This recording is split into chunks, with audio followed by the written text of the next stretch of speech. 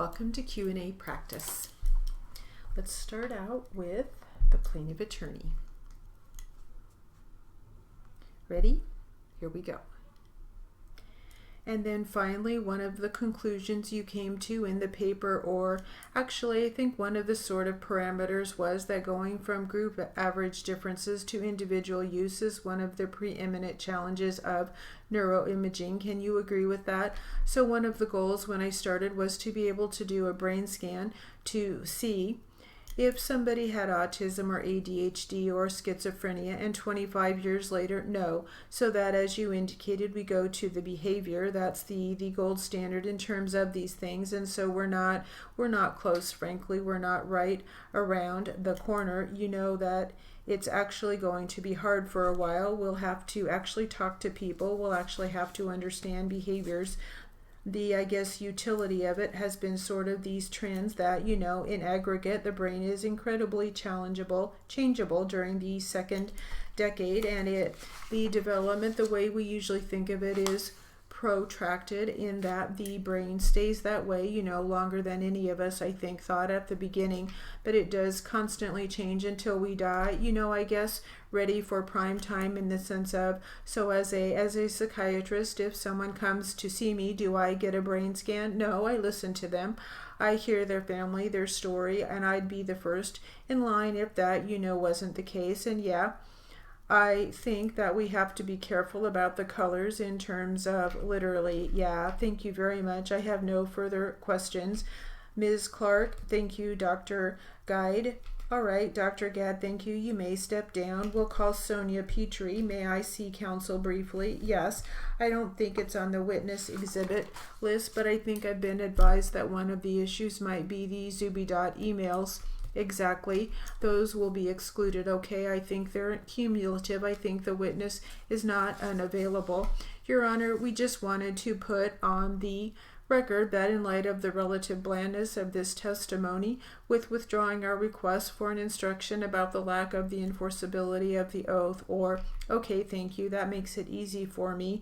Sonia Petrie, good afternoon. Good afternoon, Ms. Petrie. Good afternoon. You have been previously sworn. You're a paralegal with the Federal Defender's Office, correct? And you have read documents to the jury before in this trial, and you're here again to do that now, correct?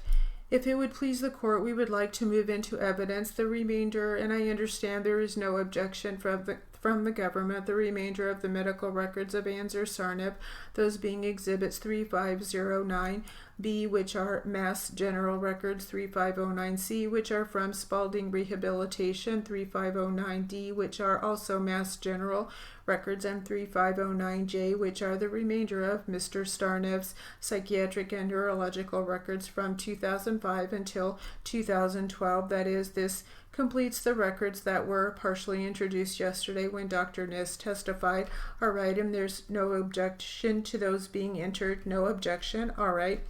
These are extremely voluminous, and rather than go through the records themselves, we move in at this time exhibit 3522, which is Ms. Petrie's summary extracts from the records. Your Honor, I don't know if it's changed since when I saw it, I think a couple of days ago, but if it's that version, I have no objection. Okay, in principle, there's no objection. It's just a correct. Okay, and if you could have 3522 displayed to the jury, Your Honor. Thank you, Ms. Petrie. You have in front of you exhibit 3522 on the screen. Yes, it appears so. And can you tell us what this is? A document of about how many pages? I believe it's 4 pages. I'm sorry, 3522. Oh, I'm terribly sorry. This looks like a document used with Dr. Nis. No, it should have been 3523. My apologies, Your Honor. I believe 3522 went into evidence yesterday. No, actually, that relates to... No, I don't think so. I had the number that's the exhibit. We wanted 23. My apology. I had the numbers reversed. So you want 23? Yes, please. 22 is not coming into evidence. We are not offering it. Is the document that's on the screen? This is the correct document, and this is 23. Okay, thank you. Ms. Petrie, can you tell us what exhibit 3523 is? Yes, it's a summary of treatment records for Anzur Sarnev. And did you prepare this summary? I did. And is this based on his medical records that have just been moved into evidence? It is. what I would like to do, we're not going to read the entire document, the jury will have it, but I would like to call up a few items and ask you to read them for us, please, with the date and the notes diagnosis. I should ask you, in preparing this summary, did you go through the records and extract the complaint? That is to say, what Mr. Sarnev told the physicians at each of these medical appointments, the diagnosis that was given at the conclusion of the interaction, and the medications that were prescribed. Yes, I did. And that's what this summary actually is. Yes, it is. Okay, let me give this a little better. I can read it that way. You can? Okay, go ahead. So on May 15th, 2006, Dr. Martin notes that patient returns to treatment after stopping all medications. Symptoms returned about a month ago and include panic attacks, insomnia, nightmares, memory problems, and concentration, unstable mood, feels differently at different times of the day, then he thinks he hears someone calling his name and feels presence next to him. The diagnosis was PTSD, panic attacks with agoraphobia. Thank you, all right. And the next page, this is March 12, 2007. Provider is Dr. Martin.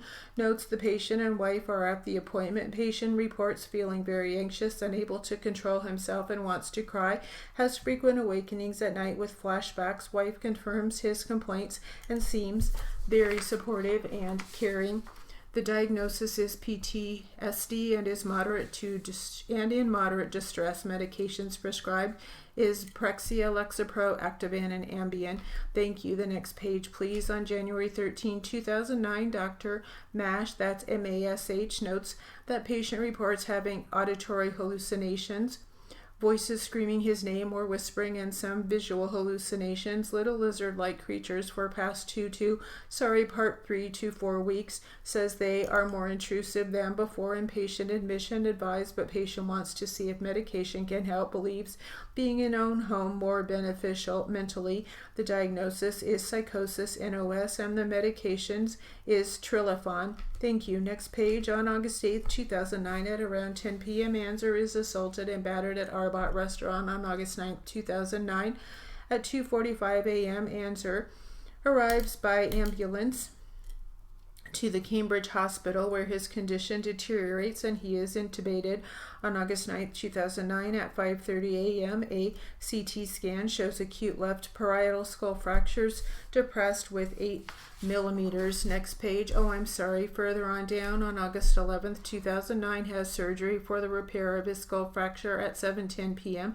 And on August 12, 2009, Anzer observed to have alternated motor function, decreased recall, altered gait pattern. There's a spelling error here. It should be GAIT. Impaired mental and cognitive function and impaired visual and sensory function. Thank you. Next page.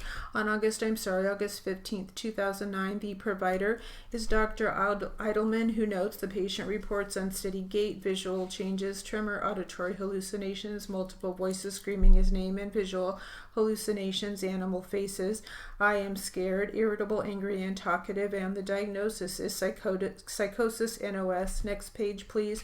On May 6, 2010, the provider is Dr. Edelman, who notes the patient reports headaches, decreased vision, hearing problems, nosebleeds, depressed mood, flashbacks, confusion at times, continues to experience auditory and visual hallucinations and paranoid ideations. The diagnosis is psychosis, NOS, and organic delusional disorder, NOS.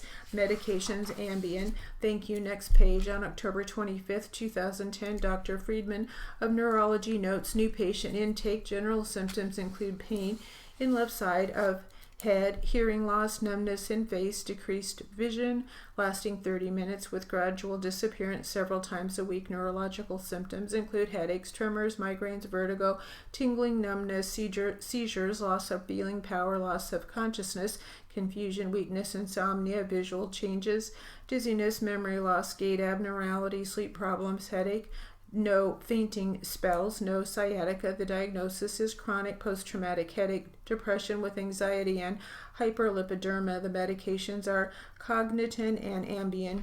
2 pages further on, please. On October 17th, 2011, the provider is Dr. Smur, who notes Anzer Sarnev reports feeling quite overwhelmed Appears depressed, tearful, having difficulty functioning, upset with minor things. If I am not getting better, my wife would divorce me. Agreed that meeting together with wife next week would be good idea. Feeling weak physically. Refused inpatient stay. Diagnosis is psychosis, NOS, PTSD, organic delusional disorder, NOS. Medications are Zyprexa, Ativan. Next page, please. And we will stop there. And we will hear the next page next time. That will conclude our Q&A practice.